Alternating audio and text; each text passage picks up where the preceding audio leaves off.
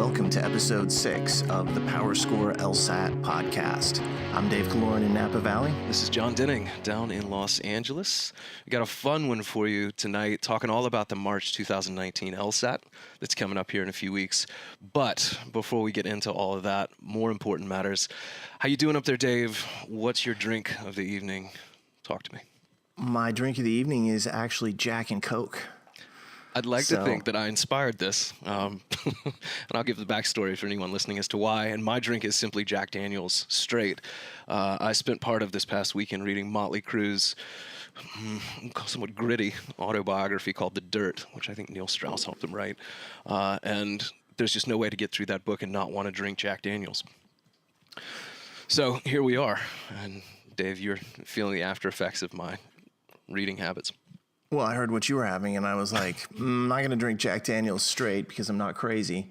But I can drink it with Coke, so there we go. That's the inspiration. Well, there you go. So a shout out to the Motley Crue guys. I won't get into the rest of that book because it does not make for they don't need our help. PG-13 conversation. So given that tonight's topic, Dave, is a look ahead at the test that's coming up, something that we've actually run through a couple of times before, but not quite to this extent or to this detail, you picked a really good song for the evening. That is correct. Which I always do, by the way, contrary to your actual belief. We're only 6 episodes in. Don't get carried away. I've not failed yet. So far, so good. Tonight? I won't be failing. Well, this is actually our crystal ball seminar. So appropriately enough, the English band Keane has got a song called Crystal Ball. And I think it's a pretty good song. It's actually off the album Under the Iron Sea, which I like the album quite a bit. This isn't my favorite song on there. I think the first couple of tracks in that album are actually better.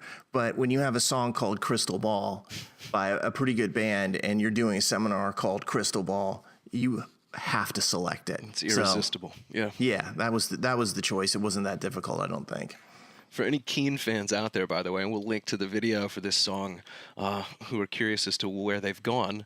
Apparently, and this is news to me, they took a break in 2013 that lasted about 6 years, but they're getting back together. So if you've been jonesing for some Keane, it's coming. Apparently, they're going to be touring or re-recording an album or something this year, which is kind of cool. I think they probably produced too many albums too soon. Well, they just had a string of killer albums. Under the Iron Sea was great. The preceding album, Hopes and Fears, obviously was really Those strong. 2 albums are good, yeah. Mm-hmm. And then it kind of got to the point where you're like, wait, did they put out a new album? Oh my gosh, they did. And I lost a little bit of track of them for a while. So anyway, I didn't realize they were gone. So it's news to me that they are suddenly here. Well, while we're talking news, Keane's not the only one making moves this year. Obviously, the LSAC folks have done a few things this week that are timely for us to discuss. Yes. And they've actually been busy this week. They have been, yeah. And it's only Tuesday as of this recording, so. That is the case. All cylinders.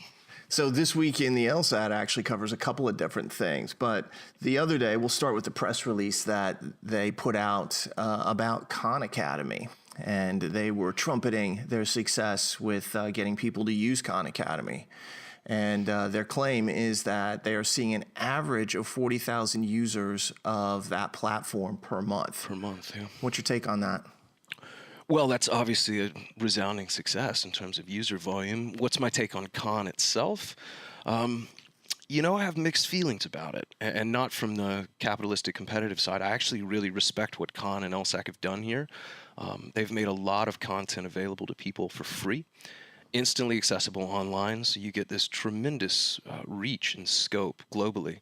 And I think that's been a long time coming, frankly. I know you and I have both been pretty vocal, Dave, over the years that they need to release more than just the one free test. And with Khan, they've been able to do that. I think it's great. I think currently they have 13 and a half free LSATs as part of their Khan program that you can get in there and play around with digitally. You can't print them. You can't save them. It's limited, and I'll talk about that. But in terms of the attempt, I respect what they've done here, and I'm grateful for it. And I know students are too. They need to. Yeah, my gripe with Khan, or gripes, plural perhaps, is it's really limited both in terms of its functionality. Like I said, you can't print these things, you don't get very deep analytics as a response to the scores that you submit or the performance that you submit. And I'd say most striking of all is they don't really teach you much in terms of strategy, in terms of technique. And this is, I mean, to be expected. The test makers aren't going to reveal all their own secrets. But I think it sometimes handicaps students a little bit if that's the only source of prep they use. That's the big complaint that I hear is that, well, I love the questions and the availability, and I'm actually a big fan of them doing this as well. They needed to release more free preparation tools. And when your test is expensive and buying tests itself is expensive, the best way to start to help people get access to your exam is to put out a bunch of free questions. Right. I think they should have done this years ago, but at least they've done it. And so the first thing that I always tell people is totally use it. Yeah. It's free LSAT questions for you, and it's a handout. Take the handout. The other thing that I really like about it is that it's digital, and we know the digital LSAT's coming in July. And so this is obviously a hand-in-hand decision on their part. They're like, we need to get this out, and then that'll pave the way for the digital test itself. And so I like that fact. It gives you the feeling of working on that screen and starting in July and then permanently in September thereafter, everyone's going to have to do it that way. So I think that's really cool. I would like to see more LSATs being used. I would like the platform to work a little bit differently. It tends to feed you the same things over and over again. Yeah, that's been a big complaint. Yeah, and then when you do better the second time on say a reading comp passage, it tries to tell you you've improved, and it's like, did you improve or do you just have a decent memory? Yeah, I've just seen this 4 times now. So I cannot, forget that answer choice A is correct in this it's a particular fair criticism. one. That's a totally legit criticism. The other, and then, of course, the other complaint that I've seen, sorry to jump in, is they don't tell you which tests are actually included as part of the program. Now, we have gone through and done some sleuthing and put the list together. I can actually throw that into the notes for this episode if anybody's curious as to what those 13 and a half are. But they're not, again, it's just not obvious. It's not apparent as you go through it. So you run this high risk of duplication and overlap. And they're fairly recent tests, too. So you have to be careful because you're like, oh, I'm going to save that exam to do on this date. And then you start doing it, and you're like, I already did it with Con, and I didn't realize that. Yeah. Probably the biggest criticism, aside from that one that I've seen, is students online who are like, it's great for doing questions, but the method and strategy discussions, the concept breakdown, isn't really all that in depth. And I think this is what you were alluding to before when you're like, what more can you expect from them? If you are the test maker and you're putting out a test preparation device or platform, are you really going to give away all the secrets? Of course not. I mean, it's a contradictory position to think that you would do so. And so we knew this beforehand. And it was funny because Karen Sloan, who works for law.com and is one of their writers there, she and I talked about this at Khan Academy's entrance into the market prior to, it was last year, they were just coming in. She asked me what I thought, and I said that. I was just like, I don't think they're going to get really in-depth, and I think that's going to be a problem. And I just talked to her last week when this press release came out, and she's like, well, what do you think now? And I was like, actually, it has, if anything, brought more people into test preparation because they've started to see the questions, they've learned a little, and now they're hungry for more. So from that particular perspective, it's really been a boon, I think, for all of us who are focused on trying to provide tools in different forums, different manners for students going out there. So I've been, contrary to it being like, oh, I hate Khan. That's not the case at all. Actually, I'm like, I love the fact that they're doing it. And in the press release, they actually put out some statistical information about the people who are using it. And that actually, I was stoked to see it because it's the student populations that are perhaps underserved or disadvantaged who are using it in higher percentages. And that's exactly what you want to see. This was designed to help level the playing field. And it looks like, at least from a practice standpoint, which I think is its primary utility, it's doing that. So if they expand the content, they might get an even higher rate of usage. Agreed. You made a quote in that article that you're referring to from, I guess, last week, where you said it seems to have made people more serious about this process, that it's given them an opportunity to actually take it more seriously without having to invest money they don't have, or feeling disadvantaged because they just can't afford to buy $50, $100 worth of prep tests. And I completely agree with you. As long as people come into this, and I'm sure you agree with this, with the notion of you're probably going to have to supplement the strategy side with other things, then Khan's a huge resource, and for the right groups of people, which is the best thing of all. Well, it throws statistics at them and puts a black and white number on their performance. Whereas it's like, well, I didn't do that great on that practice test. Now, all of a sudden, it's like, no, that was 34% correct on those questions. Yeah. That kind of thing, I think, is really helpful and is almost a wake-up call. So my concern was always they won't go far enough. I don't think they have gone far enough, but at least they're on the pathway, and I can respect that. When you compare this to the landscape 2 to 3 years ago, and all that was out there was June 2007, this is obviously a massive step in the right direction. Yeah, and the use of June 2007, it's not the hardest test. No, it's not. It would be nice if they would have chosen a test that was more towards the difficult side, or at least more in the middle. I think sometimes that test gives people the wrong impression. Like, some of the games on that exam are like, are you kidding? This is incredibly easy. The digital codes game. And so first it's like, game, it's like, oh, that wasn't tough. Logic games is easy. And then later on, those poor students go out on a real test, something recent, and they're like, what did I just do? Yeah. And of course, they picked June 2007 as the free test because it was the first one with comparative reading. Exactly. They had to put it out as the free test. It's the only one they had at that point.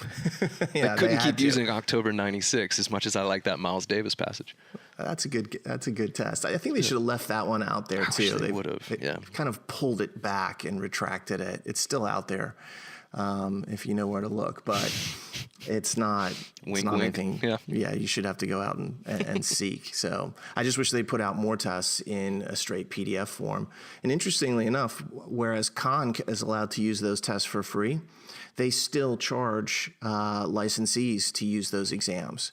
So, one of my thoughts has always been like, if you really are focused on accessibility and you want to have more students have more opportunities, well, lower costs. Right. Don't make those questions free to Khan and then charge everybody else who obviously is going to have to pass those costs along. So I wish that was one thing that they would actually think about releasing, just to allow us to be able to use those tests for free as well, because we could then supplement that with more explanatory information, more discussions of how to break down those questions, and so forth. And then it would actually, I think, work even better. But if you're out there listening, LSAT, note that down and take it as under advisement, as they say in the legal world. So what else happened this week in the LSAT world? Well, let's see. You and I both were fortunate enough, I'll leave that kind of question mark hanging, to get to sit in on Kelly and Ken's weekly webinar yesterday. And they had a whole panel of people that joined them for this to discuss law school rankings. And that's been a big theme of the week so far, including this afternoon, as we'll talk about. But they had Bob Morse from U.S. News and World Report. And then they had a bunch of different deans come and join them. Kim Urako, Michael Sauter, Trish White, I think down in Miami. So it was a really interesting group, period. Regardless of talking points, I thought it was just a really interesting assemblage. Yeah, and in Michael's case, I don't believe he's a law school dean. He had written a book about rankings. Perhaps that's what it is, yeah. But Kim and Trish both, were the deans of Northwestern in Kim Urako's case, and Trish White is the dean of Miami Law School. Right.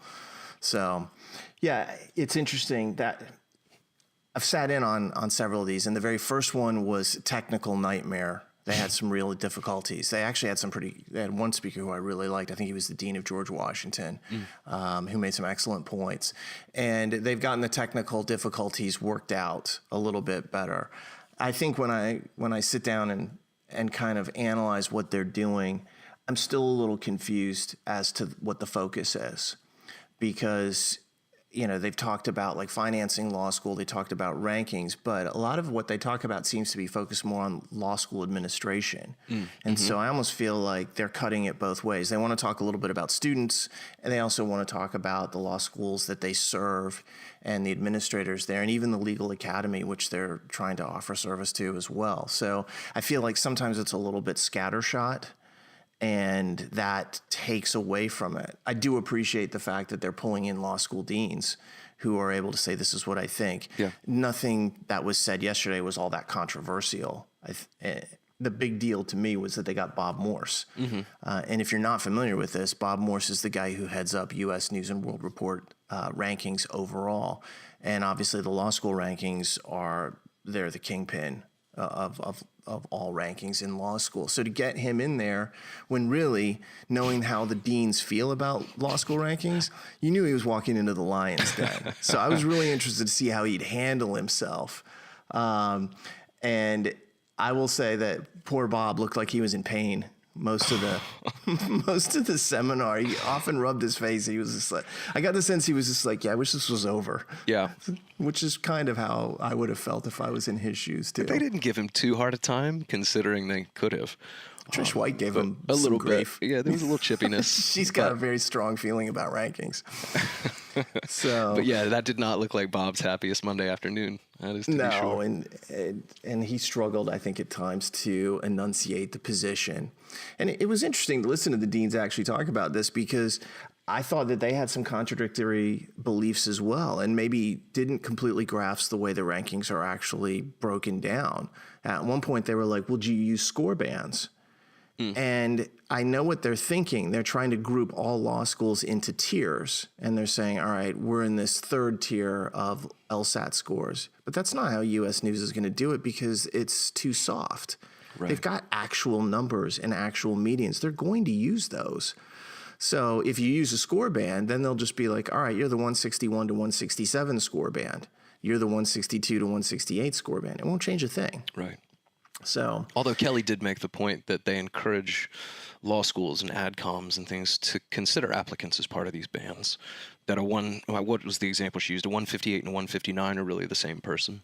Statistically, they are. Yeah. And that's why score bands exist, is to get across the idea that you can't make fine line decisions based upon two scores like that. If I come in with a 158 and you come in with a 159, there's not a meaningful statistical difference in our scores at that point. Yeah. And so to make decisions based on that is, in LSAC's opinion, and I think other statisticians, it's a mistake to do so. Right. At the same time, if you have hard numbers, as U.S. News and World Report does, as the ABA does, and you're trying to rank people, why would you soften the numbers and make it harder to compare? I thought that was a strange request on the part of some of the deans that were there. Well, interestingly enough, they had problems with the fact that there are these rankings that use these hard numbers, and they talked about factors that they would like to see brought in, diversity being one of them, for example, or the specialties of law schools. And Trish White used to be the dean at Arizona State, and so, or maybe it was Arizona, and so she talked about how they had a Native American law program there that was really strong. And, that's not really heavily counted, even though they were able to focus on that. They brought in a lot of Native American students. It was like a real focal point of the school, according to her, the way she relayed it. And yet U.S. News isn't going to value something like that in a meaningful way. Right. So did you get the impression a little bit that it was like, we don't like that you use metrics to rank us. Here's the metrics you should use to rank us. Well, in several instances, they said, we wish there were more rankings or more things that we were measured on. I'm like, you realize that measurements are going to end up being quantitative. And I thought Bob missed a trick there, too, because he had the opportunity to say, that's great, make your own rankings. We rank based on this. Sure. This is the U.S. News and World Report rankings, not the law school dean's rankings. And he just let that point go by. And I mean, they're a private organization at U.S. News. They can do what they want. This is what they've chosen to value.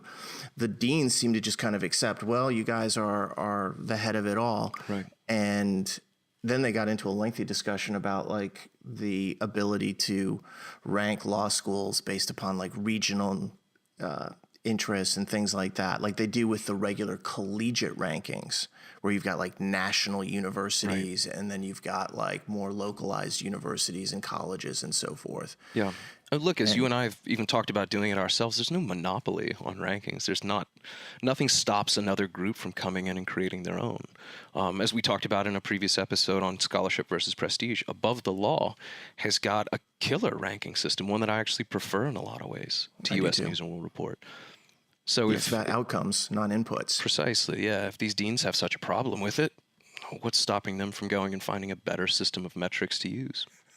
Because can you imagine the arguments if you put all the law school deans in a room and said, you guys have to create a ranking? Oh my gosh. Oh, to be a fly on that wall. Yes, I would love that. That would be a bloodbath. I don't know who would emerge from that one, but let's put it that way. So, when I listen to these Kelly and Ken webinars, there's some pros and cons that come out to me. I like the fact that LSAC's trying to be more accessible. I like the fact that they actually talked about the rankings. They took it head on. That's maybe slightly surprising they would do that. They obviously have some really good guests between people like Bob Morse and the various law school deans they've had over each episode. I think Kelly and Ken have pretty decent energy. Yeah. Ken was more or less the moderator, and he was asking questions. He's engaged. Kelly didn't talk a whole lot in the first half, and then she started relaying some questions from the audience. I think sometimes maybe they should take a little more control of the format and really espouse certain viewpoints. And at the end, as I said, she read some audience questions that were getting out there. That's another good thing, ultimately. It is. Open up the platform to outside engagement. people. Yeah. I'm for it. So most outside questions. What do you think was bad about it? Well, if we're talking specifically about taking audience questions, it'd been impossible for either one of us not to notice that the GRE question went unanswered. Well, I wonder why that was. Yeah. Who knows why they didn't wear that? Yeah, I saw that GRE question there, and then I was like, I'm not sure that one's going to be posed to Bob. It was how does U.S. News weight the GRE in these rankings? And obviously, LSAC makes the LSAT.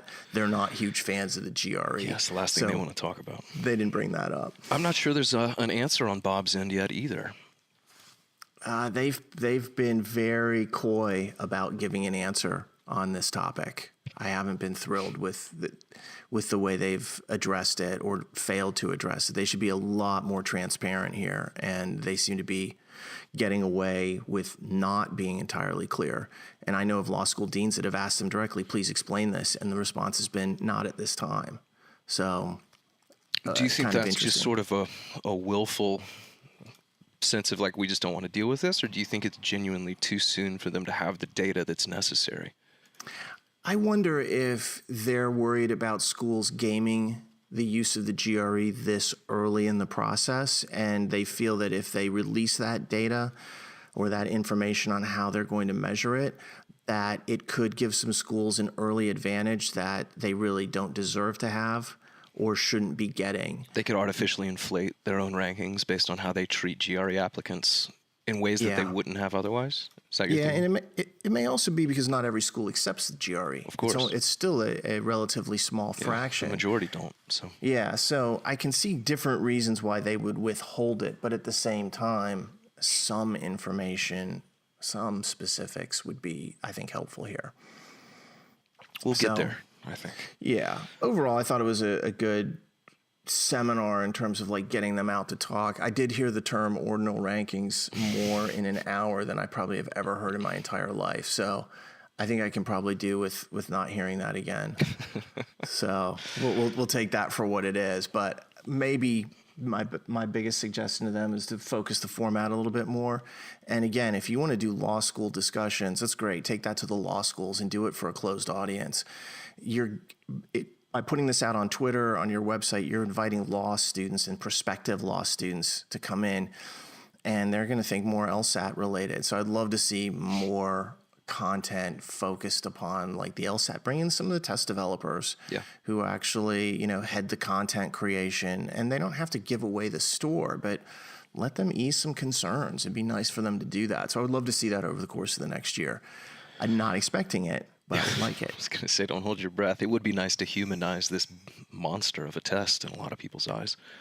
I think they want the separation between church and state there. Yeah, very Keep much the so. students away from the content creators, but this is the modern age. Yeah. Those people are accessible, going both ways. So Keep we'll Oz see what behind the happens. curtain kind of thing. The great and powerful Oz. Well, So it's hard to argue with the timeliness, at least, of that particular webinar talking about rankings, given what's just happened in the last 12 hours or so. yeah, incredibly timely. And what's occurring is that the official U.S. News rankings for law school come out on March 12th. However, they usually are given to the law schools a good week beforehand. And then as soon as they go to the law schools, they get leaked.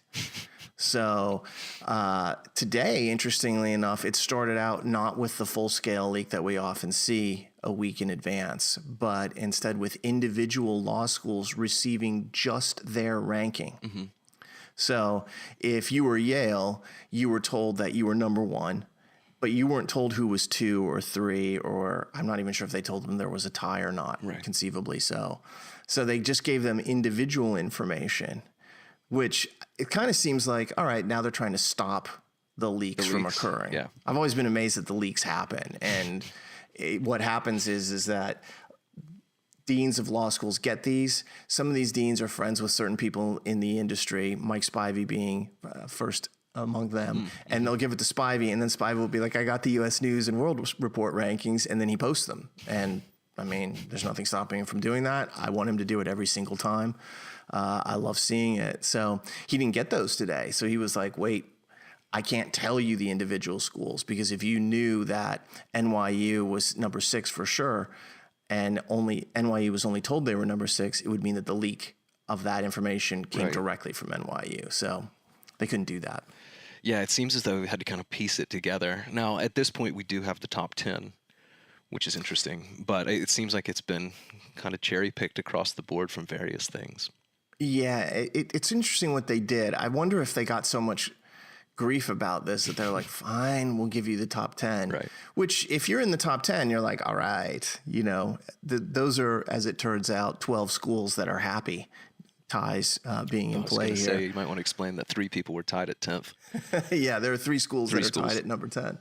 And so those schools, those 12 schools are like, all right, we're great. But if you are outside that top 10, you're probably freaking out. I'm sure at Cornell and Georgetown in Texas, they're like, well, who moved around us? They'll know their ranking, but they'll want to know who moved in and out around them. Yeah, there's a couple right on that magical top 14 button that I'm sure are sweating a little bit. UT Always. Austin, Cornell's kind of around there somewhere. 13 usually. Yeah, and then Georgetown 14, and then yeah. Austin's usually 15, although a couple of years ago they popped up to 14 and displaced Georgetown, and they dropped back down the year after. So, I mean, this is what you see. But interestingly enough, from a top 10 standpoint, the top 7 schools are identical to what they were last year. Yep. So it's Yale, Stanford, Harvard, and then Chicago, Columbia, NYU, and then Penn clocks in at number 7. So identical. And then, John, you want to cover the remaining? Sure. Yeah, the other 5 schools in the top 10, which is a weird thing to say, but there's a little movement from each of them. In fact, 2 did a little worse, 3 did a little better. At number 8, UVA jumped a spot. They were 9 last year, and they've moved to 8, solo 8th. They swapped with Michigan, who went from 8th to 9th. And again, they're alone at 9th. And then at number 10, we've got 3 schools, 2 of which jumped up. Duke and Northwestern gained a spot. And poor Berkeley dropped from 9 to a tie in 10th with Duke and Northwestern. So those 12 round out the top 10.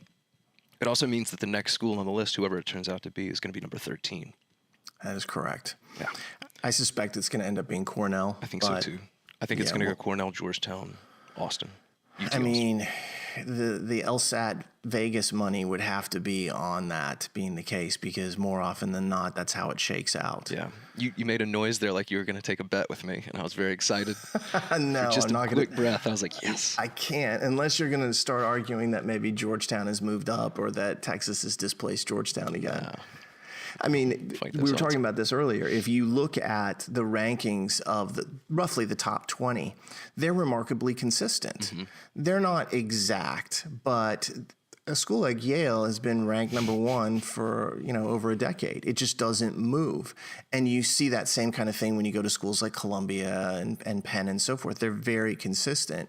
And that actually travels down not just through the top 14, but largely through the top 19 or 20.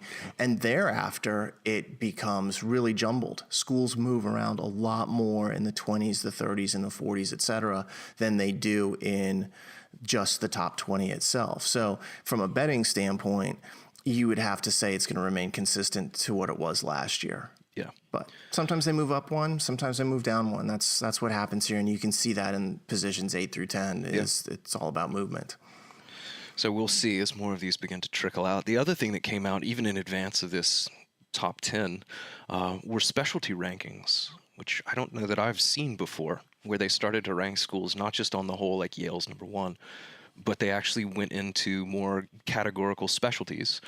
They've had these for a while, things like tax law and so forth. Right. I don't know that I've ever seen them come out to this degree of specificity before anything else. Maybe that's what I'm saying. But then again, I also don't pay a lot of attention to specialty rankings. That's a good point. The full lists for these have been released, and you see some weird things. Obviously, the first thing that was posted was the part-time rankings. So, and to me, I'm like, okay, if you are a school in a big city, you probably have a part-time program. And so it's no surprise to see schools like Georgetown, George Washington, Fordham are the 1, 2, and 3 part-time schools. Yeah, DC, New York. So yeah, and thereafter it's more DC stuff. George Mason out in Virginia, outside of DC, but we'll just say it's in the metro area. Yeah. And then Maryland and so forth. American at 8th. So yeah. Yeah, a lot of big cities where there's a lot of people working, where it would make a lot of sense to have a part-time program. So I don't know that that's reflective of anything other than population locations to some extent, but I'll leave that to someone else to analyze. Well, again, it's the kind of thing where if you find yourself in one of these categorical specialties, this might influence your decision a little bit. It goes back to the discussion we had about scholarship and prestige.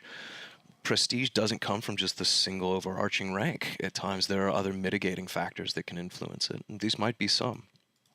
Well, I mean, tax law is a great example. Precisely. NYU has had the top tax program for ages. Obviously, it's connected to Stern, their business school, which is extremely well regarded.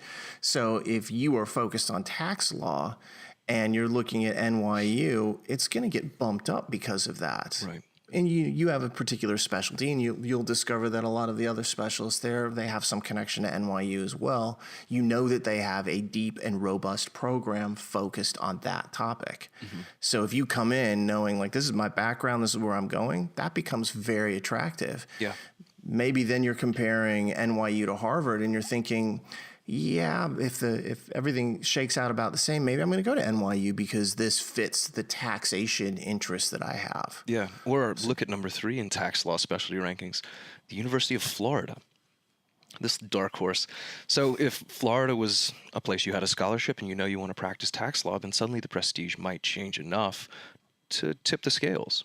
The connections that they have, Precisely. The alumni that are coming out of that school that have dealt with taxation, it becomes more attractive. It changes the calculus of the decision that you're making.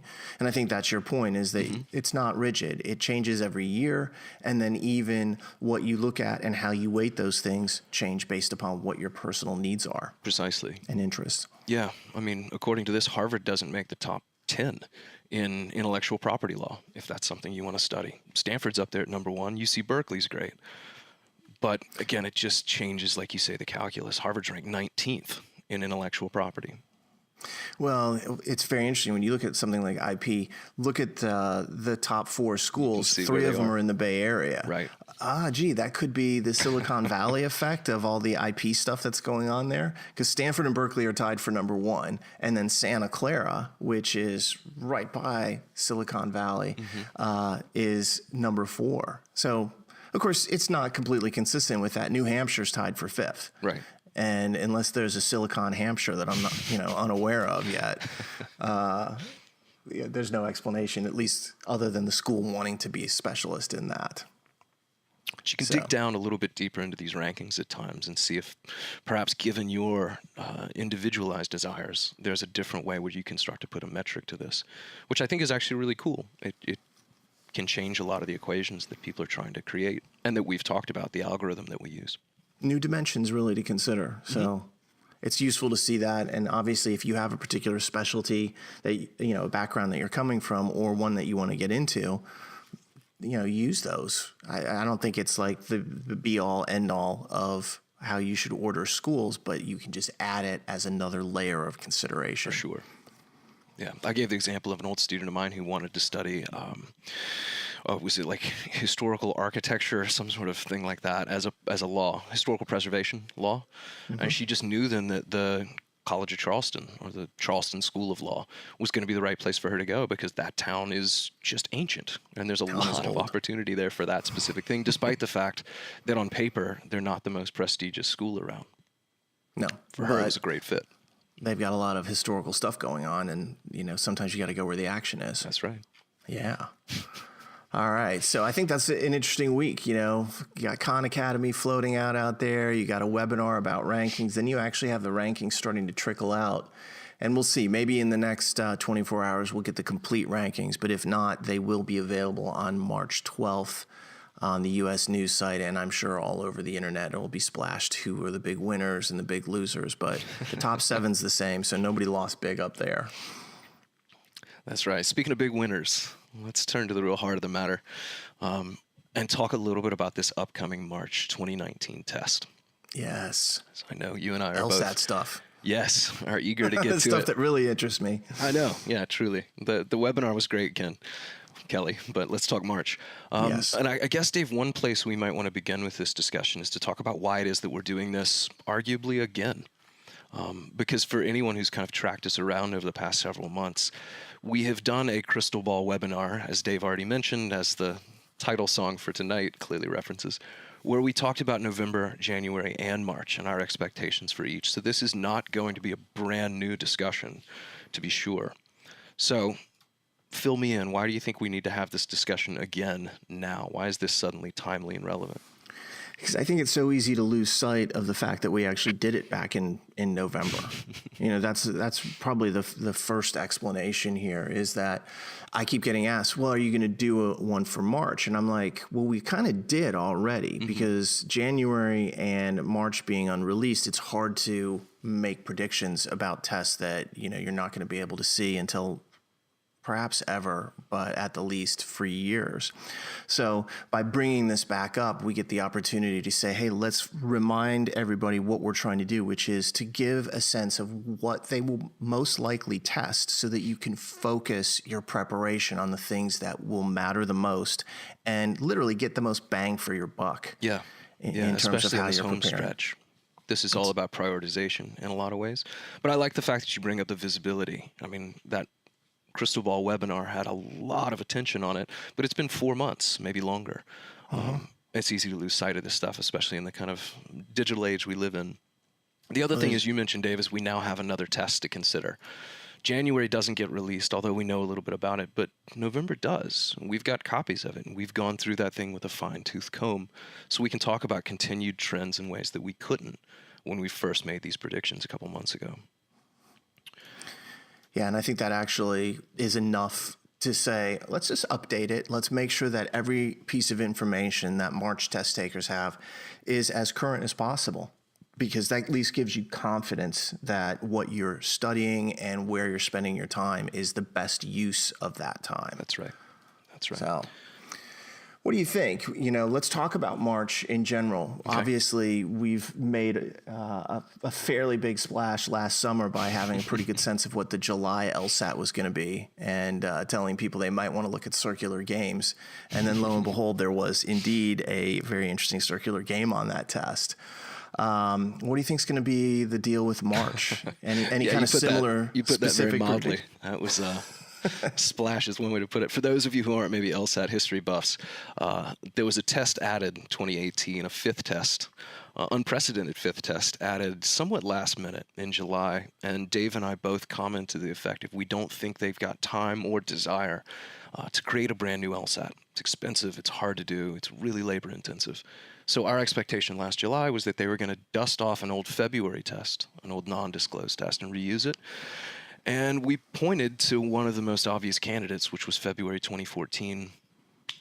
Lo and behold, that's exactly what happened. And that test had a particularly brutal circular game that people who studied the historical records of February 14 were, I don't want to call it ready for, because I think that maybe oversells the advantage, but at least certainly weren't floored by encountering. They weren't caught completely off guard. Yeah. The fact that a circular game could occur wasn't news to them, and I think that at least gave them a little bit of comfort going into it. Will we be able to make the same degree of precise prediction for March? I don't know, but I doubt it. That was a very unique circumstance last July, with a lot of telltale signs as to how we thought they were going to operate, and sure enough, March is a little bit less clear to me. It's a little cloudier to me. But I will say this, knowing what we've seen in November, which was a new test, obviously, and then January also being a new test a couple months back, I'd be really surprised if March is another new test as well, especially because the next one, June, will also be a new test. It has to be. It's released.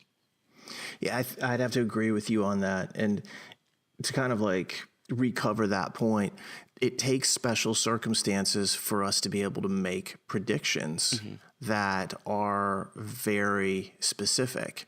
What happened last July was unique in the annals of LSAT history. And you and I were actually sitting in my office talking about it when the idea kind of came up of like, wait a second. And I remember the light bulb moment of like, wait a second, they're going to have to do this. And that means they're going to use this kind of test, which means it's going to have to be one of these. And we were able to piece it together.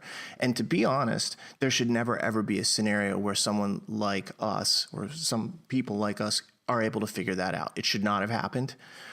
It's because of the massive pressure that they're creating inside their organization to create more tests, have more test dates, and the fact that the timeline was compressed. Yeah. That's not going to continue on forever. But we're in the middle of a transitional era. And because of that, we're going to continue to see unique scenarios. January being a new test was like having a February LSAT, which is typically a new test. This March exam, 3-4 years ago, this wasn't on the boards. So here, all of a sudden, you have this exam, and they're like, well, where do we get the test to fill it? We don't have enough new tests. Let's reuse one. When we get to June, hey, we've been planning for that for years. Right. And I know they talk about a 2-year cycle for test development, but I'm telling you that these are special times. That doesn't really entirely apply to our current circumstance. So June, we think, will be new. And I'm already on record as saying July is going to be a reuse of an exam. And when we get closer to July, we will predict probably a very narrow range of possible candidates that they'll use. It'll also help to see what happens in March to inform that decision. And in June. And in June. I will say this. The prediction game that we play is an interesting thing. When we did it for the first time last year, no one had ever done it, and it just blew up. It exploded. I mean, the attention that it got was massive, which was really gratifying. And it's almost become its own kind of genre where people are like, what are the predictions for the test? I will say that sometimes trying to find what test it's going to be to look at the specific questions and figure it out is more of a distraction than anything. I look at it as like a fun thing to do. When we have more information, like with the circular game, we'll certainly share it. But by and large, LSATs are designed to produce the same type of results. If you study the same basic ideas, it'll apply to greater or lesser extent to every test. So don't get overly worried about like, well, what's the prediction or which test is it? Sometimes if you get too focused on that, then when you get into the exam, you completely lose the ability to actually do the questions in front of you because you're trying to think, is this that test or is it a different one? And that is not helpful. You're trying to match it to something you've memorized off an old forum as opposed to just focusing on how to set the game up or read the passage. take this with a grain of salt. It's a certain point of interest, and it'll also explain why, at least tonight, we're going to focus on what are the big things that they are most likely to test. Yeah, the crux of this is not going to be, here's the test we think it'll be. It's going to be, here's the content we're very confident you should prioritize. Exactly. But, I mean, while we're playing, I don't mind going out on this limb. Let's see what happens. I don't have a specific test in mind that I think is going to be the reuse in March. If it happens to be one, there's nothing that says it can't be a new exam. Rule. There's no rule that says this will be a reuse. But my little spidey senses tingling tells me that I don't think it's going to be new, as we've just discussed, and the reasons why. I also don't think it's going to be a February test, a North American February. They've just beaten these things to death in the past couple of years. A lot. Where I think every February test up through February 2015, which leaves just 16, 17, and 18, every one of these tests has been reused multiple times in North America for makeups in last July, internationally, Sabbath tests. These tests have really gotten some mileage. Too much mileage to I think, show up in March. I think so, too. March is a fairly major administration. If they were to reuse one of these old February tests, even if it doesn't encounter duplicate attendees, like, oh, I saw that last whenever, there's enough information and enough scrutiny on those particular tests that I think they're probably off the table. I'd have to agree with you on that. All right. That's my first wager. What that means then is, what could they pick from to reuse if it's not going to be a February test? It's going to be another non-disclosed exam, and there's only really two types of those that tend to exist. International tests given in Europe or Asia or Australia, and Sabbath observer tests. Mm-hmm. And they do have a little collection of these. I think it's probably going to get pulled from one or the other of those two categories. And those tests are generally administered to really small groups of people. So when we talk about then bringing it over to a larger test group like March, there's not as much concern on their part. Right. I see it especially online, a lot of people are like, I can't believe they reuse tests. And I always kind of think to myself, I'm like, think about it practically. They kind of have to. They've got so many different segments of test takers that they have to service that the idea of having a completely new and different test for each group is financially ridiculous. Yeah. From a time standpoint, it's almost impossible. From a statistical standpoint, it's inadvisable.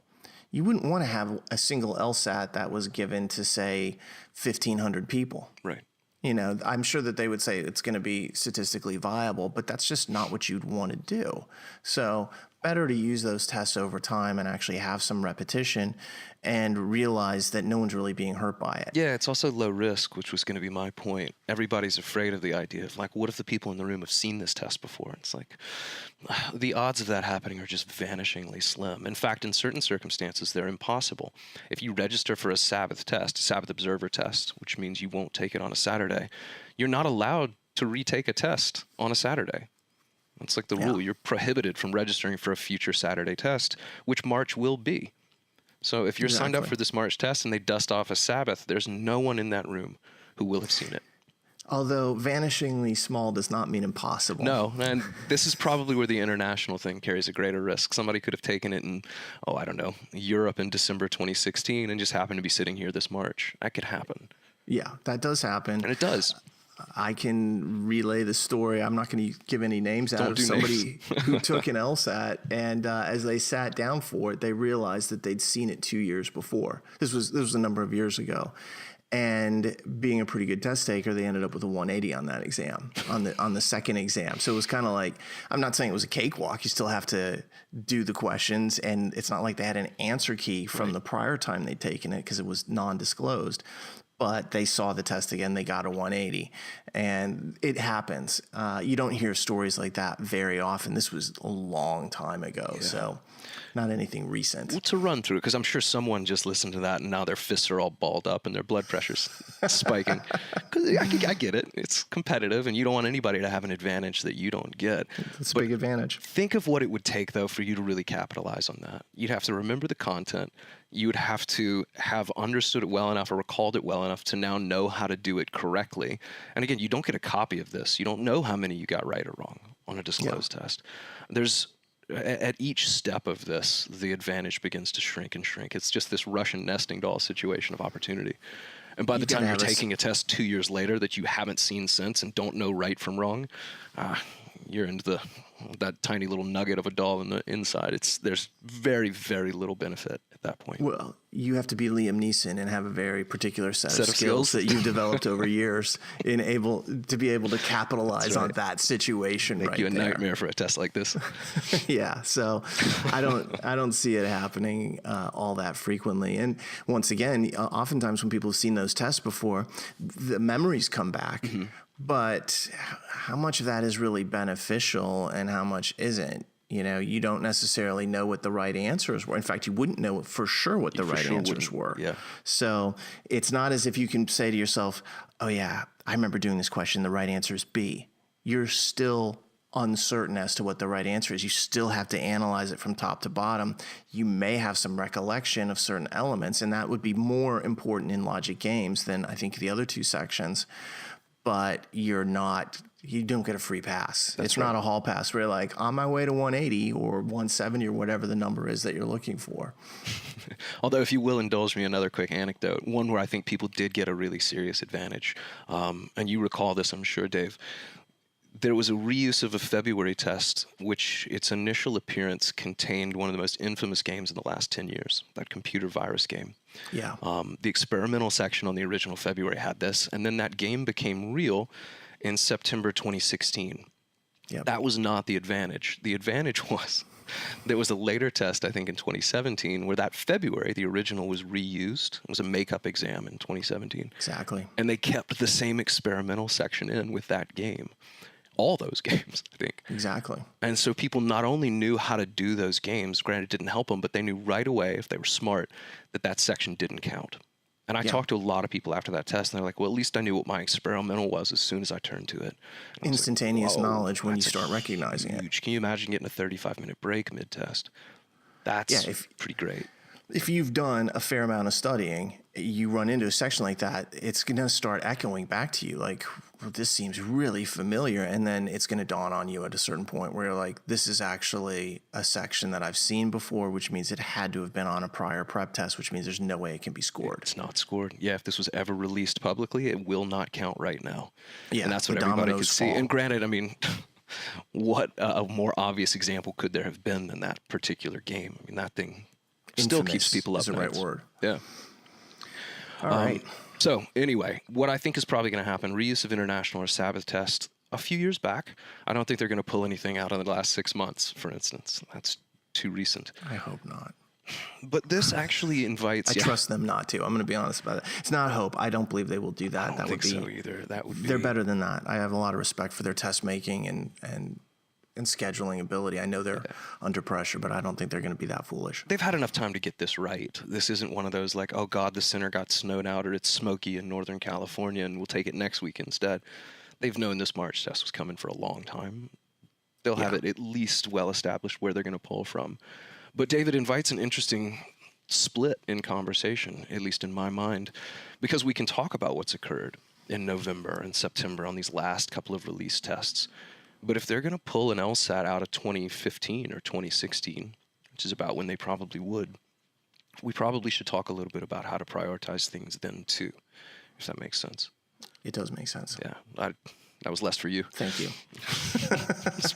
More self-validating.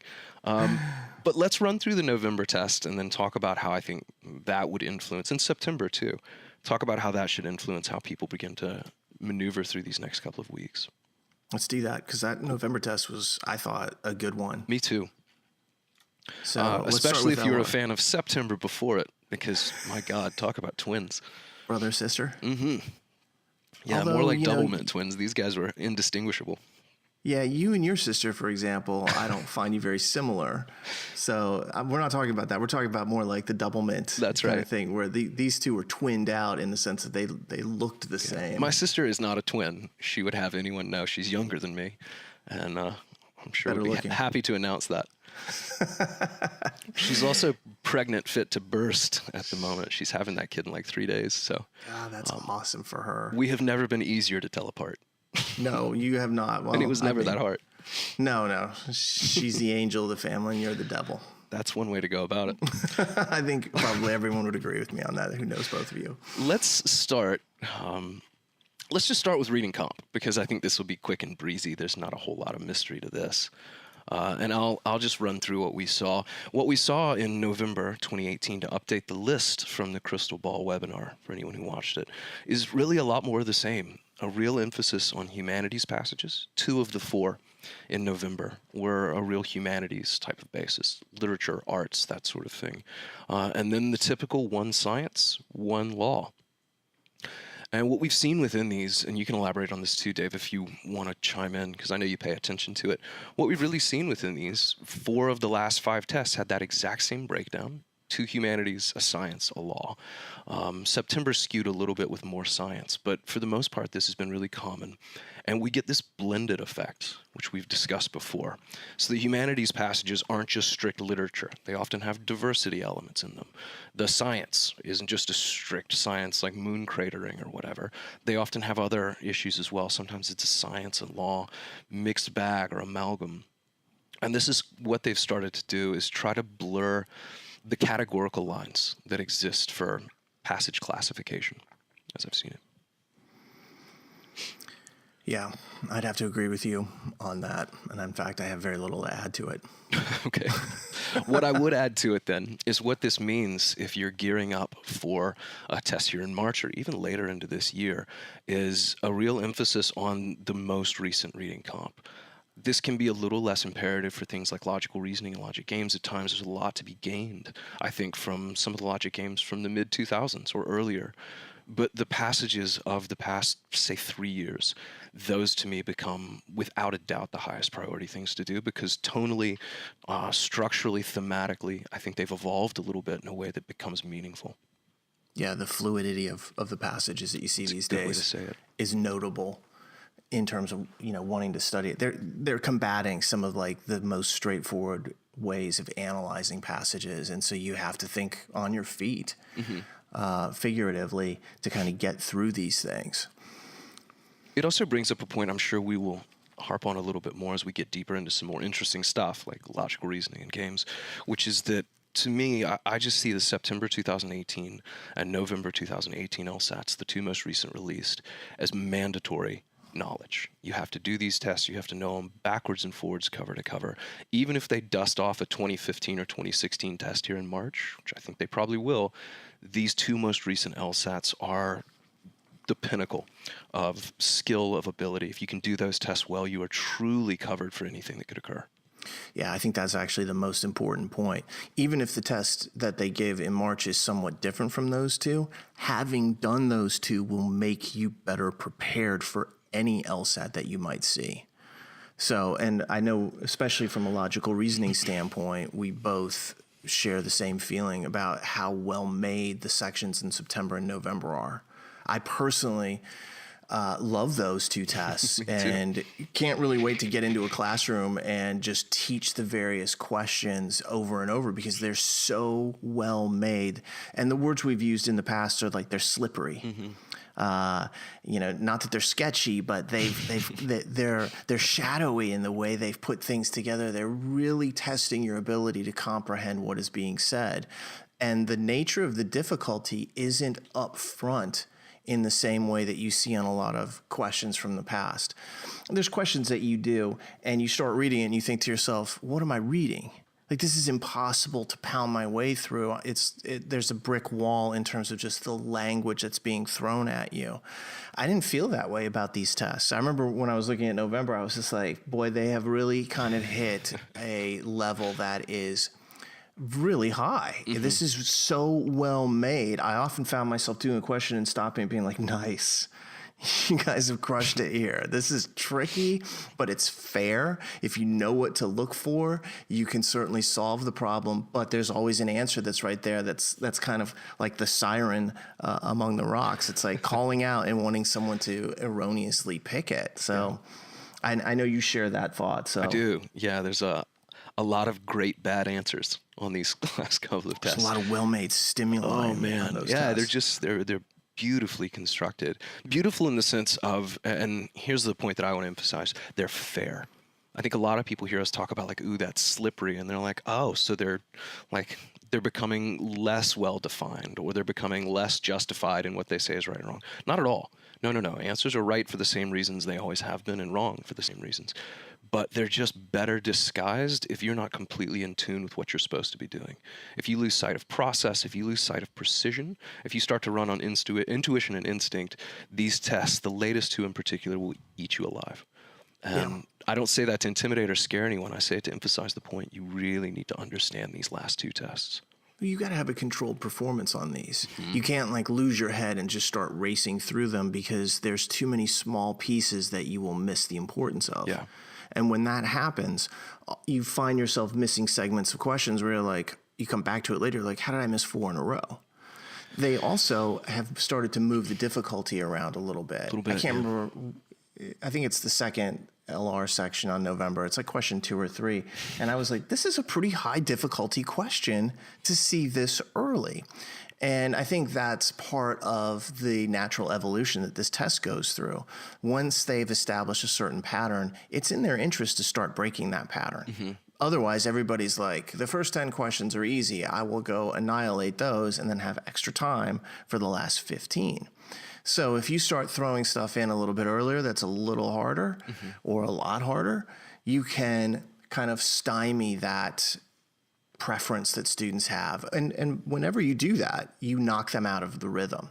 If I go in expecting I'm going to be able to get through this many questions in this amount of time, and then there's something harder in there, well, it's almost like an early panic button that somebody wants to hit, where they're like, that took me longer than it should have. And of course, I always say the same thing. Okay, that's all right. No panic button. First off, calm down, take a breath. Secondly, realize at that exact moment that something else later is going to be easier from a relative standpoint. Yeah, that's a really good point. Give you the time back. Yeah. That's a great point. That's just something to think about, is that part of what we like about these sections is that they are just very skillfully made. And as you examine the harder questions in there, you get a sense of what it is that they are doing, how they're doing it. And it's not going away anytime soon. Any new test that is coming out is going to have questions like this, like that British oysters question, where it's like, ooh, that's a tough one. Yeah. And then you actually break it down and you see how that's really a cool idea of what they've done. And that's what you have to appreciate. If you're looking at these LSAT questions and you're thinking, I hate it every minute of this, it's going to be tough. You have to look at it like we do, which is perhaps bizarre, but at the same time, there's like a degree of fanaticism of like, check this question out. It's a mental battle. The people on the other side of the wall at LSAC, they're really, really good at what they do. Yeah. And I've said this before, I have the deepest level of respect for the test making that's going on over there. And that's just something, hey, you're fighting someone who's really good at their job. That means you got to be better at yours. For sure. Yeah, it's both of our favorite tests for a reason. I think that question you're referring to is question 3 in logical reasoning too. I just pulled up our internal stats. 1/3 of the people miss question 3. Yeah. Oof. I knew it was early. I was like, wait, was it 2 or 3? It's a justify question on November, section 2, or yeah, logical I'm trying to reasoning see it on the page. I think it's probably the first question on the second page. And so you just don't see that sort of thing coming, but it's the same LSAT as always. You've just got to be a little sharper, a little tighter. You made the comment earlier, Dave, that any new LSAT is almost certainly going to resemble these. No doubt about that. But even if this isn't a new LSAT here in March, regardless, if you know these latest 2 LSATs or the latest 2 years worth of LSATs, there's nothing they could do in March from an older test that should in any way be less valid, be less decipherable, discernible. If anything, you're over-prepared. Yeah, you're better off by having studied these. So, well, with that in mind, and we haven't really talked about the logic game similarities, you know, in November and September, but obviously they had a lot of similarities as well. Let's dive into breaking down what we think we're going to see in each section. Let's talk about the real crystal ball aspect here, which is, what do you need to focus your time on going forward? Where, if you've only got a few hours every week to study, what question types should you be studying in each section? And I think that's probably the most useful thing that we can do here. is let's dive into that, break those down, and then see where we're at that point. Yeah, let's see how that shakes out. Well, we've been talking about reading comp. We'll get to games next, I think. I know you're eager to get there. And logical reasoning still deserves some time, too. With reading comp, I mean, clearly the emphasis of late has been humanities. And I know for a lot of people, that's actually the hardest passage type. It feels the least concrete. So I would certainly make that a point of emphasis. Part of this discussion, too, Dave, and I know you would obviously agree with this, is you have to know your own strengths and weaknesses. Just because something is going to appear more or less often doesn't mean it's going to be more or less pressing for you necessarily. If you're amazing at flaw in the reasoning questions, and that happens to be the question most likely to appear, congratulations, if anything. If you struggle with flaw and that happens to be the question that appears the most, as it probably will, then double down. So in reading comp, you can kind of play it a little bit off your own unique skill set. I expect there's going to be, once again, 2 humanities, a science, and a law. And if trends of the last several years hold, that law passage is most likely to be the one that's comparative. No guarantees, but that has been a pretty common occurrence. All right, so if that's reading comp, and that's what we think is probably going to shake out, 2 humanities, a science, and a law. Let's turn and look at the other sections here really quickly. Let's talk about games next. All right. And we'll start, I suppose, Dave, if you want to jump into this, with the linear side of things. No, I'm not going to jump in at linear. Okay. I know what you're thinking. You're like, let's get to what they tested. It's the most interesting thing that happened. You want to get to what they talked about in November. Heavy hitters, man. Yeah. But I'll leave you to it. No, what I'm going to do instead is I'm going to kind of review very briefly what the generalized focus should actually be. So when you take a look at the types of games that appear on any given LSAT and any collection of LSATs, keep this in mind. It's all about linearity and grouping. So from an overall standpoint, the most likely games that you're going to see are basic linear, advanced linear, grouping, and then some combination of grouping and linear. And when we go over the last several years, like 98% of the games have been of that type of combination of either linear, grouping, or both of them together. So as you look at the next couple of weeks and you're thinking, well, I'm really worried about like a circular game showing up, or I'm really worried about a mapping game showing up, what's really should be going through your mind is, no, don't worry about the crazy outlier that is exceedingly unlikely to show up. Instead, worry about the bread and butter, the meat and potatoes of what you're going to see, and make sure you are straight with the linearity, make sure that you are straight with the grouping. And if you're able to do that, you are getting the most mileage for the time that you're actually spending. So this is really what the discussion is that we want to have, is like, where are you focusing your time? Focus it on the stuff that is going to be on every single test. That's linearity and grouping. I realize that the outlier stuff causes a lot of fear. When people heard there was a circular game that might be on the July LSAT last year, they flipped out. They were like, I haven't done those in ages. And in some cases, depending upon the preparation material that you're using, maybe they've never seen one. Yeah. There are books out there that don't cover certain of these topics because they just don't show up enough. It's not my approach to it. I'm like, if it could show up, I want to talk about it. But pattern games are a great example. Easy to fear those, and they show up occasionally, but studying for them is probably not going to give you as much as maybe studying grouping principles that are out there. Sure. So let's take a look at really what's been happening. And one of the things about that November test that was interesting is over the prior couple of years, what you'd seen on almost every exam was basic linear game, about one of them. Occasionally there were 2 of them. On that November test, there were 3 of them. So all of a sudden, they went to ground with basic linear, and they're like, let's have some more. Now, 3 sounds like, oh, hey, that's great. What a great test. But remember, one of those games is that mining game that was a little bit unusual and evocative of a much older test, and ultimately threw people off a little bit. But it was still in that basic linear kind of like halo of games. John, comment? I do have a comment. I loved that game, but I also realized how much of a minority that makes me.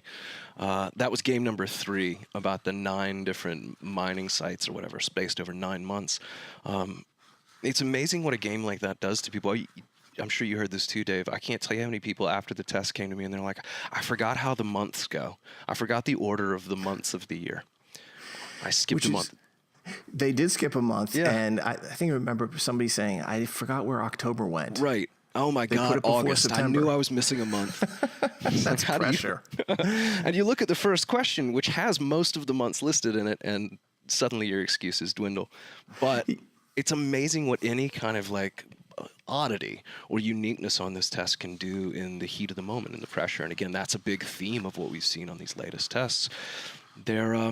They're just different enough. They're just strange enough. And that game in particular was strange enough that if you're not really settled and focused, you can find yourself in trouble.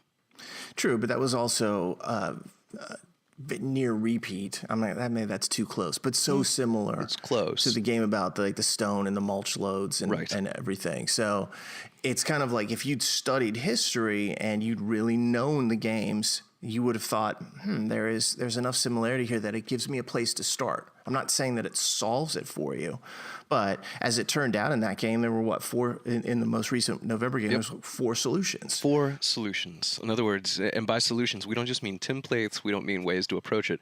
Literally, you could write out 4 things and have every single possibility covered in that game. You could have every outcome. That's the lowest number of solutions you're ever going to see in a game. I've never seen 3 or less. So.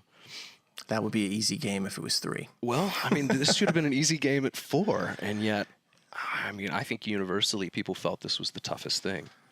Well, it doesn't present as straightforward as these other games do, and so whenever there is that moment when you start reading something and it doesn't immediately click in, like, okay, this is a grouping game or this is linear. Right. There's that tendency to have that fear moment. And that's when you start to see the pressure rise. And that's when you see situations like, I forgot the months, or I miscounted, or these kinds of things. I understand that's happening, but just keep in mind that very little occurs on the test that is new. Mm-hmm. It's usually a repeat of something that has been done previously or a variation on a theme. So if you can focus on that, you'll be in really good shape. So we know there were 3 games there, the basic linear. That was a big bump up. I don't expect to see 3 linear games in March. I don't expect to see it really on many tests. That is less likely than saying having 1 or maybe 2. Mm-hmm. From an advanced linear standpoint, it's usually 0 or 1. Yeah. November had 0, September had 1. I love those games anyway because I feel like if you're studying for advanced linear, you're also automatically studying for basic linear. It's just a higher level. It's just a bunch of basic linear games stacked on top of each other with rules that connect the various variable sets. So when we take a look at that, though, linearity is a huge chunk of what is on every single LSAT. It is a basic skill that you have to know. And it's funny because now I'm thinking back to what Dean Trish White of Miami said about ordinal ranking. And I'm like, well, it's just an ordinal ranking game. It's just 1, 2, 3, 4, 5, 6, et cetera. So, and there I've done it. I said I didn't want to hear that phrase anymore, and I've just thrown it out myself.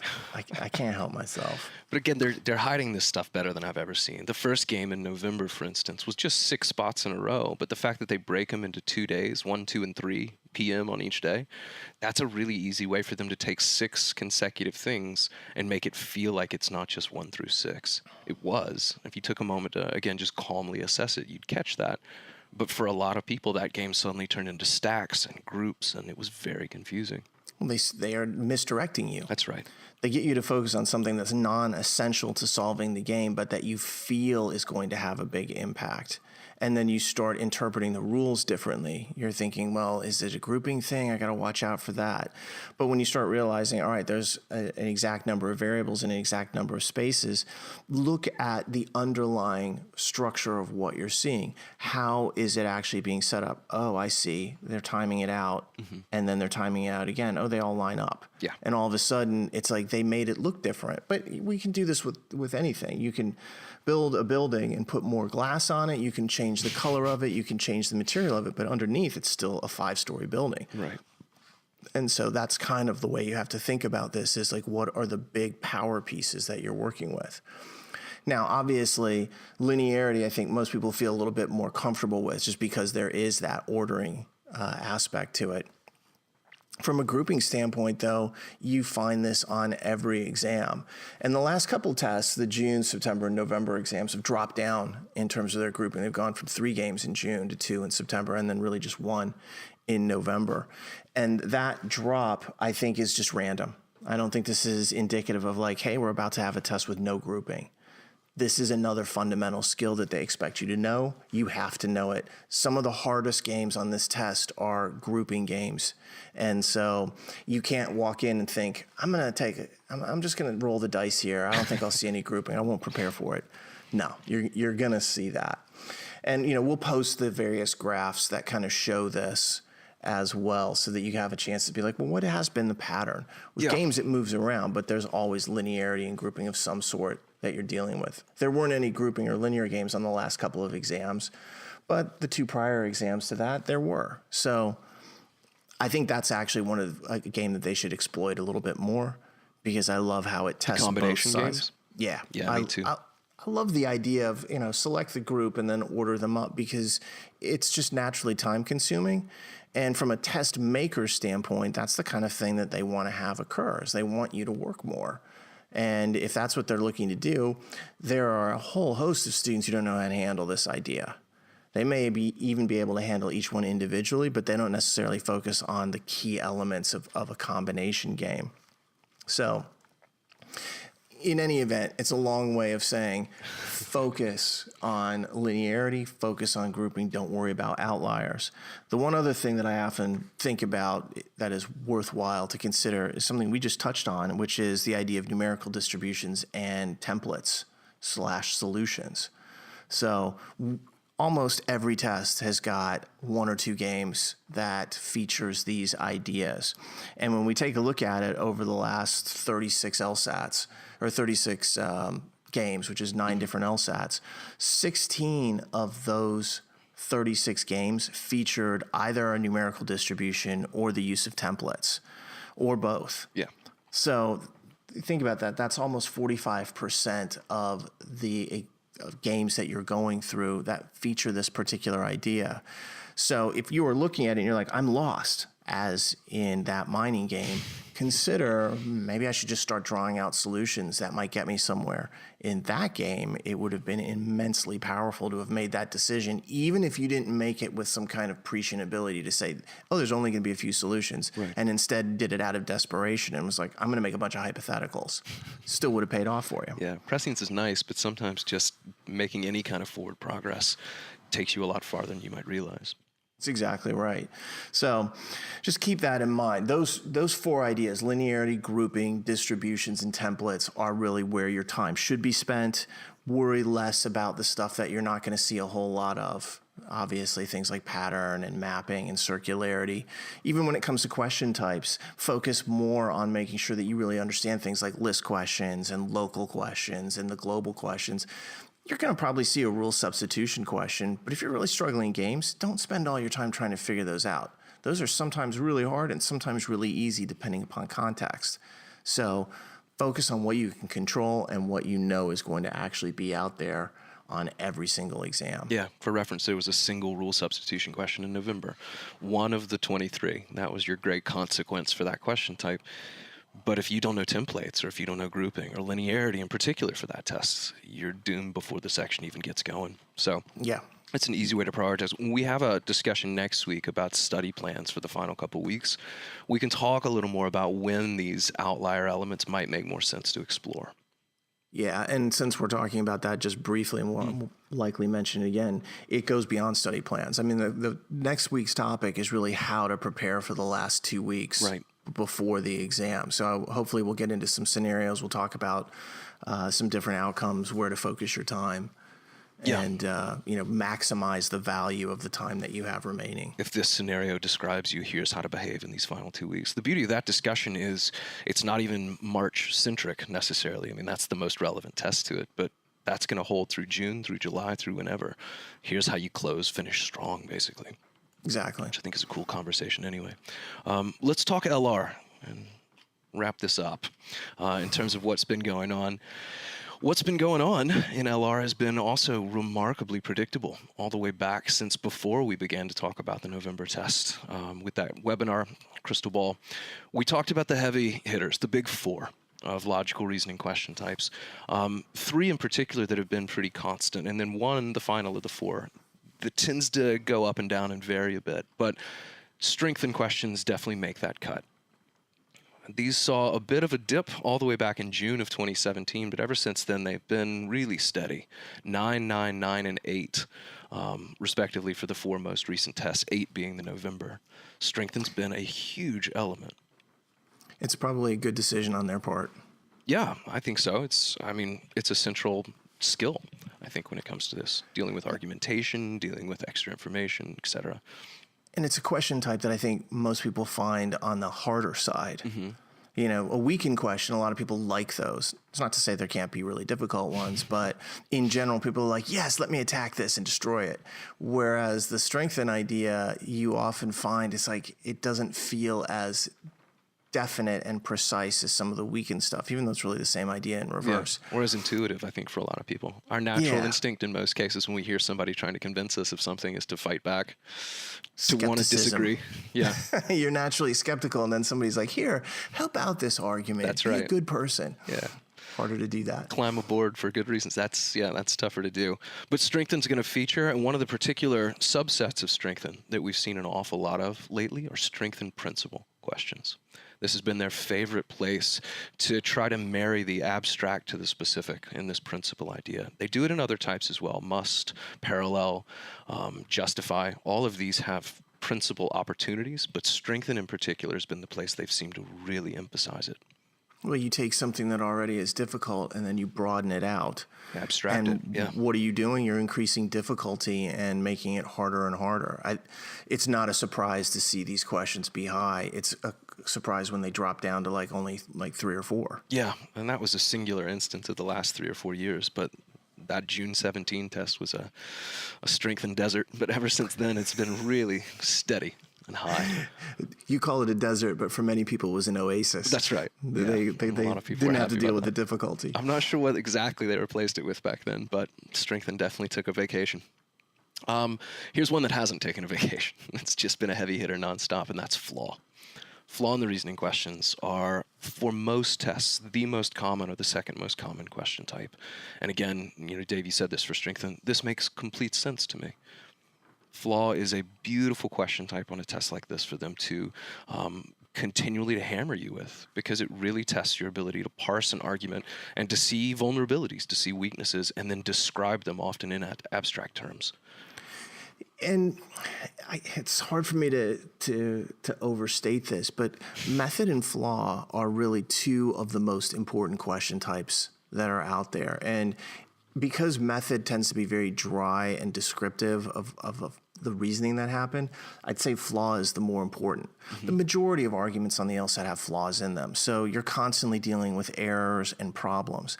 So a question that asks you to identify the broad, abstract way the error occurred or the problem with the argument, it's immensely valuable from a learning standpoint. We've kind of touched on this before, but when you run into a flaw question, you should be stopping right there, making sure you completely understand not just the flaw and the description of it, but also all the other descriptions and why they're wrong and what type of arguments they would apply to, because a wrong answer is just a model correct answer for another problem down the line. To clarify when that applies, this is when you practice. Yeah. You don't need to go... When you're taking the test, you don't need to extrapolate in 6 directions. 10 minutes later, you're like, oh, the section's over, but I'm only on question 8. Great. Dave's advice sucked. No, that's definitely the case. I'm talking about during practice, not during the test itself. But I often find myself looking at flaw questions longer than others during practice because I'm so interested in all the other answers. And they're not as easily dismissible because you can create scenarios for them. Yeah. How would I adjust this? How would I create a new scenario? To me, it's kind of like if you're going to go out and score in the 160s and the 170s, you have to be good at this question type. And if you're not currently good at it and you're kind of like, I don't like it, don't tell me that, they're not as difficult as they might feel. And we'll do a segment down the line, an episode on flaw questions. But just keep in mind that these are a variation on must be true. And so any answer choice that you select has to describe something that occurred. It's not always easy, but it is actually a test that it has to pass. So the fact that you see these kind of being very consistent on 7 and 8 over the last 2 years, I think that's going to continue on and completely unsurprising. Yeah, the last 3 tests have each had 8 flaws on them. Where we talked a little more about that idea, that technique, really, study device, Dave, that you just mentioned, was when we were talking about parallel and parallel flaw. And when you could see an underlying flaw in the stimulus that obviously had to be repeated in an answer, it gave you a great opportunity to look at the other answers as well and see not only how they fail, but what they would have needed to do to become candidates, contenders. It's a really interesting and I think useful study device. Let's talk a little bit within flaw as to what's happened on recent tests, because for a long time, if you go back into the 90s, what you would see is at least a healthy percentage of the flaw questions were categorical of a type. They were almost classifiable in the sense of like, that's a source argument, that's circular reasoning, that's a mistaken reversal. And of course, like anything that becomes that definitive or identifiable, the test makers in recent years have begun to abandon it, or at least disguise it better. They haven't completely dodged every classifiable or categorical flaw. There's some that they still, in fact, pull from frequently. But a higher percentage of the questions these days are less instantly recognizable flaws and more just descriptive mistakes. So what has the author done here? Well, it's not necessarily a source argument, but it's a kinship to it, or it's like a cousin to it. Variation. It's not a perfect false dilemma as we've seen, but the author's over-limited the outcomes here and committed himself or herself to one too specifically. Errors of composition and division, these things still come up. But what you have to be, I think, ready for and versatile with when you do flaw questions, you have to know the common flaws. You have to. If you don't know what a mistaken reversal looks like, if you don't know what an error of composition or division is, as I sit here and just rattle them off, or a straw man argument, if you can't identify these things when you do face them, as the flaw or as a wrong answer trap, you're in trouble. You're in danger. You got to have the base. Yes. But if that's all you think is going to happen to you, you're selling it really short, unfortunately. I wish I could say that. I wish I could be like, here's the flashcards, flaws covered, 8 questions in the bag. No. It's base, but they launch from it, and then that's where they do the variations. That's right. But you have to be able to marry it to the must be true idea that you referenced before, which is sometimes the best thing you can do is simply describe accurately what just happened. You may not have a name for it. No one may have a name for it. But you've got to be able to accurately, precisely describe things. And a lot of times flaw questions, especially the harder ones, are solvable these days just by taking that, and I've used the word before, and Dave always rolls his eyes, I think, taking that machete of sorts to answer choices and seeing what it is that they do incorrectly, descriptively. I did not object to your use of the word machete. It was when you used it 12 times in, I think, 2 minutes that I was like, okay, dude. Well, that's how strongly I feel about it. I'm committed to it. It's useful. But go through flaw questions with essentially a twofold approach. You have to be able to identify flaws when they're categorizable, but you also have to be able to describe things accurately in the abstract when you can't put a name to it, when you can't just slap a label on. That's how I feel about them, especially lately. But count on strength and flaws to represent probably a third or so of the questions on your test in logical reasoning. That's amazing if you think about it from just a content standpoint. So obviously that whole idea goes back to that focus aspect. Don't worry about evaluate just because it's a little bit quirky and weird. Right. You may not see any. You may see one. You might see 2 on a given test. Yeah. But you know you're going to see flaw and strengthen. Focus your time there, not on something crazy like evaluate or cannot be true. Cannot be true. That was the other one that was. Yeah, you're coming up on that, weren't you? That's what I was. I was just thinking. There's a couple of true outliers, and those are probably the biggest ones. The other 2 that are a little less common on most tests, but still going to represent a healthy portion, are assumption and must be true. Assumption 4, 5 on the last several tests. Must be true has been the most variable of the 4 heavy hitters that we talk about. In fact, if you go back a little over a year, there were tests with 11 must be true questions on them. That's insane. Yeah, fifth that was or that so. test in June 2017 that had very few strengthens. That was one of the ones that had 11. So That's they where that poured came it from. into But that. they did it again in December of 2017, another they did. 11 must be true test. And then it all but vanishes down to 3 in June 2018. So that degree of discrepancy, I think, is unnerving for people. Welcome to the LSAT casino, as Dave has described previously. Sometimes you don't know what you're going to get. Strength and flaw, comfortably expect 6 to 9.